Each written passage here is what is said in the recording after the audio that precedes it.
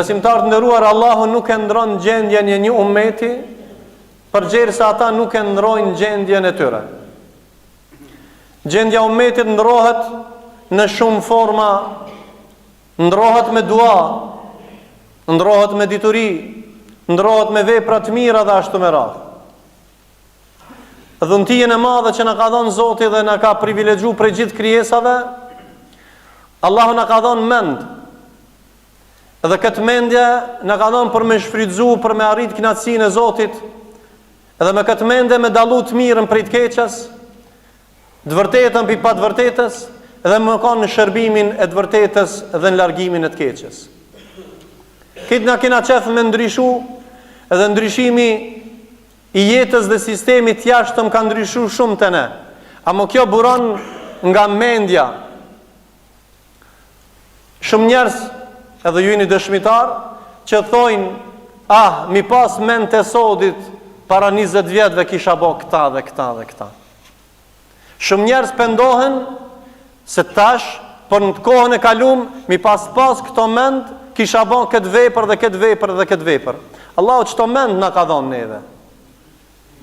E prandaj ndryshimi i ummetit dhe shoqërisë tonë ndryshon kur njerëzit logjikojnë dhe meditojnë më shumë për atë çka është më e vlefshme dhe më e çmuar. Cila është sendi më i çmuar për ty vëlla me mendje të shnosh? Cila është sendi më i çmuar në mendjen tonë për momentin sot, në jetën që jeton? E prandaj nuk ka mundësi me ndryshu jetën njeriu pa e ndryshu mendimin njeriu. E një kategoria njerëzve kanë qef me ndryshu dynjan, as janë në gjendje me ndryshu mendjen e tyre. Një shkencëtar, pas ka shku në Afrikë viteve të 50-ta, me zbulu dhe me gjetë diamanta margaritar, s'ka pas teknologji sikur të sodit, hulumton dhe së në gjenë për një moment e shef një fëmijë të vogël.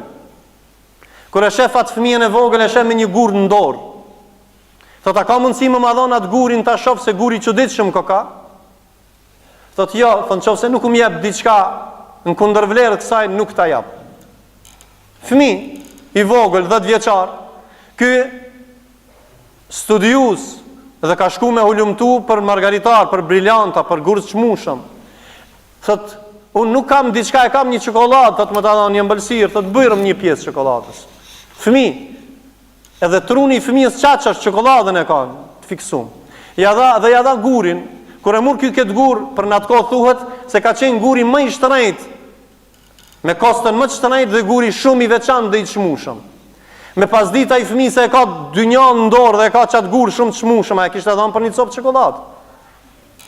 O vllai i dashur, unë dhe ti kemi sendin më të çmueshëm, e kena mendjen.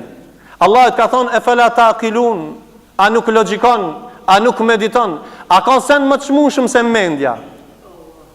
Atëherë këtë mendje ta shfrytëzojmë për sendin më të çmueshëm, ta madhrojmë Zotin.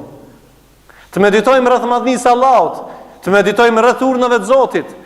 Gjendja e ummetit ndryshon me çka? Me veprën tonë, pa mendjen tonë spranohet.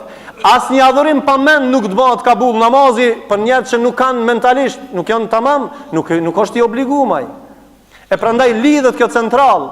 Dhe Allahu ta ka dhënë këtë navigacion të afrohesh Zotit me mendje të shnosh. Edhe mos ta përkufizosh. Prandaj ti që ke mend në këtë lëmi, kontribo dhe medito dhe analizo dhe ngrit edhe bëu shërptor i dinit dhe i muslimanëve.